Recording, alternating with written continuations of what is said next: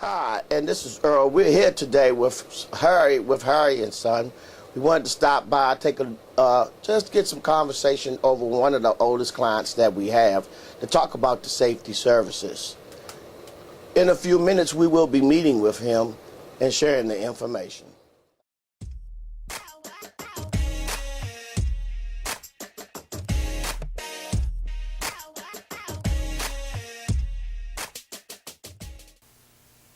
Okay, so we're here this morning with Harry and Son.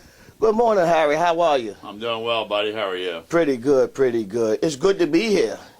It is good to be here. It's good to get up every day. Yeah, it is. It is. It is. You know, Harry, we just wanted to stop by this morning and let some of our viewers know about, the safety services that we offer. I think we've been together about 5 years now, isn't it? Yeah, that's been about 5 years, yep. That's good, good, good.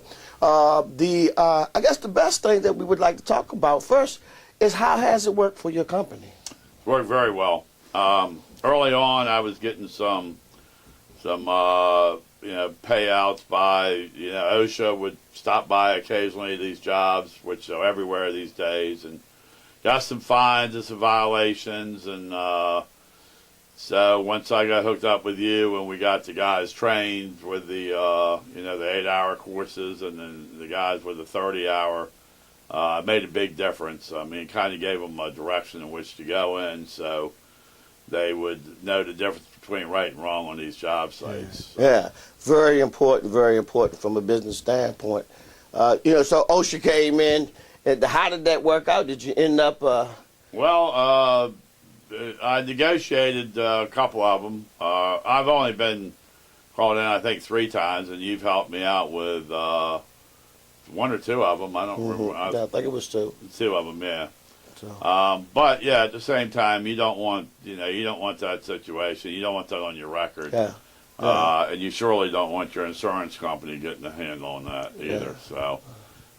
If you can stay clear of it, we do our toolbox meetings every Monday morning with the crew before they go out, and then on certain sites, depending on if there's any hazards or anything special, especially the new construction jobs, we're very cautious with them. We just finished a sizable job we were doing down there at the waterfront. Okay. As I think you went down a couple of times down Water Street for White and Turner.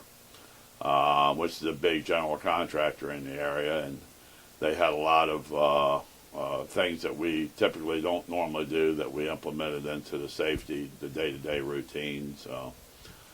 Even equipment, we had to use all fiberglass ladders and stuff on the project, which is required by them. But yeah, everything went good. We had no violations, no problems through the whole project. I think our presence on that project was probably about 3 months overall. So, yeah, very, very happy with that. Good. So the OSHA violation stuff happened in the earlier years. It's been quite a while. I guess the last one's probably close to 5 years. Yeah. Thereabouts, and that one I don't even remember what that was for, to be honest with you. Yeah. Since then, the guys have. Are very much well trained, and actually on job setup is already a regular way of doing things. Right. Well, exactly, and they know that they've got to be accountable. So if they don't have their hard hats on, if they don't have their harnesses on and tied off, and they're at the edge of a building, if the ladders aren't tied off and 3 feet above the roof line.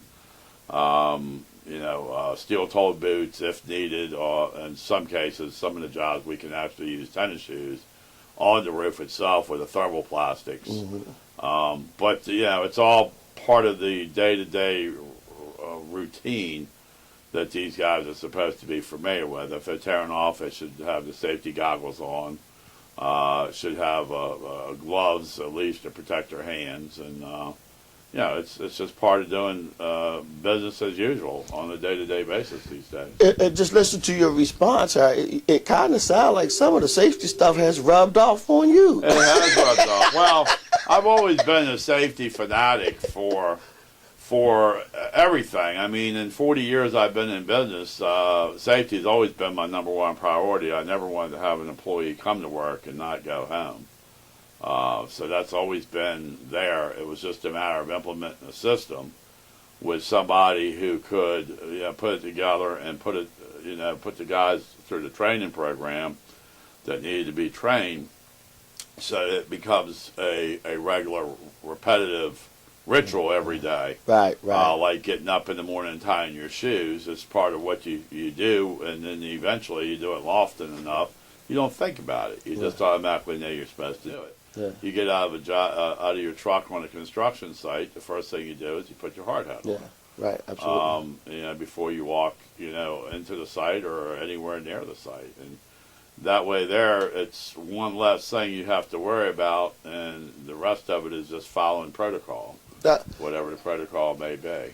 So it's pretty much just a normal process for you of every day.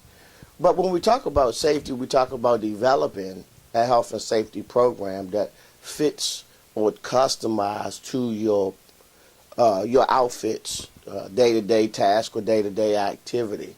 But it really doesn't work if you don't have any type of enforcement. Oh, absolutely. So when we talk about enforcement, we talk about the job inspections. Yeah. So the job site inspections, how do you feel about those? I feel real good because the supervisor and the foreman and all the guys know that periodically somebody's going to show up out there and they're going to do an inspection, and if there's somebody not doing something, they're going to be accountable for it. They're going to get their name, and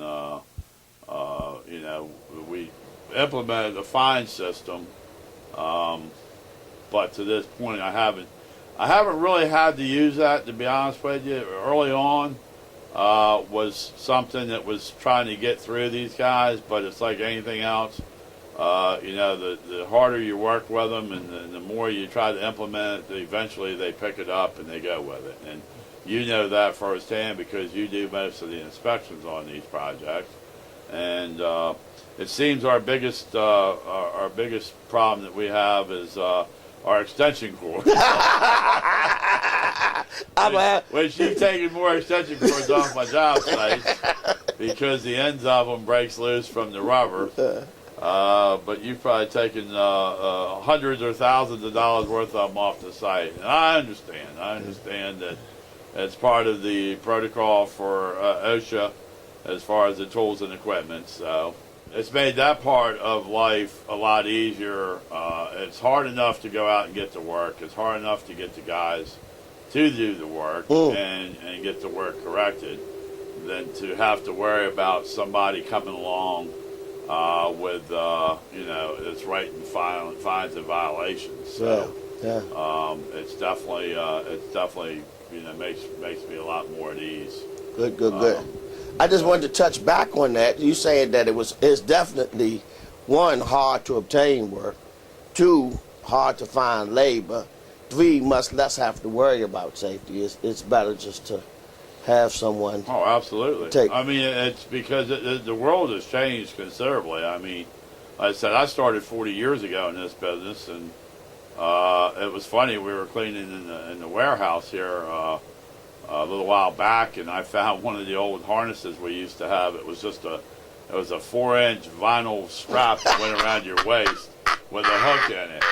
So, God forbid if you fell off the building, if you didn't die, you'd probably at least break your back. Yeah, at least break your back.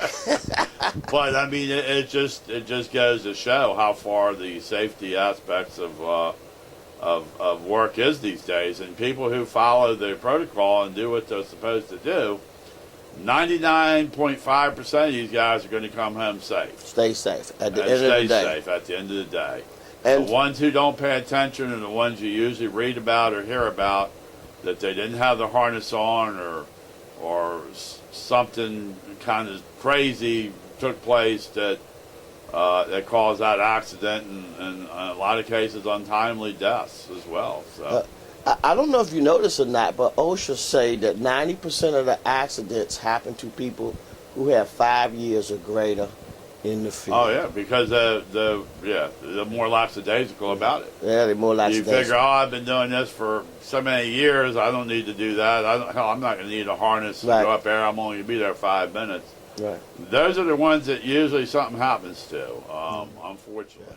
So I'm just to wrap it up, Harry. It has been, one of the biggest pleasures for me to actually just to be able to come in and work with you guys, man. And we don't have no real struggles. No. We don't have no real difficulties. Any requests that's being initiated when it comes to safety for your guys. Right. You've never said no. You've never had any hard feelings about doing for your guys. And that's what stands out the most for me. And it really is my pleasure just to stop by today and Well, spend a few minutes with you. Yeah.